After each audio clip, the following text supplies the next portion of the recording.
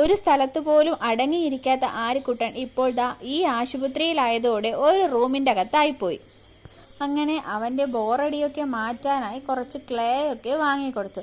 Clay വെച്ച് അവൻ കളിക്കില്ല, അവൻ കളിക്കുമ്പോൾ നമ്മളും കൂടെ ഇരിക്കണം.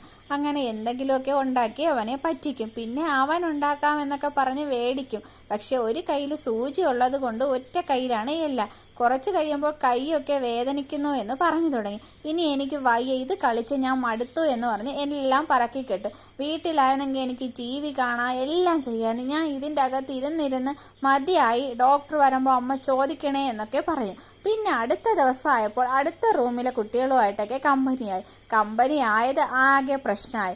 ഒരു സ്ഥലത്തും അടങ്ങിയിരിക്കില്ല. കുറച്ച് പേരുണ്ടായിരുന്നു. അവർ എല്ലാവരും കൂടി ചേർന്ന് ഓട്ടവും ബഹളവും തന്നെയെന്ന്. നഴ്സുമാരൊക്കെ വഴക്ക് പറഞ്ഞു. ഇനി നിങ്ങൾ വയ്യാതായ നിങ്ങളെ ഇന്നും വിടില്ല, നാളെയും വിടില്ല എന്ന്. അവസാനം എല്ലാവരും കൂടെ ചേർന്ന് ആശുപത്രിയെ ഒരു പ്ലേ ഗ്രൗണ്ടാക്കി മാറ്റി.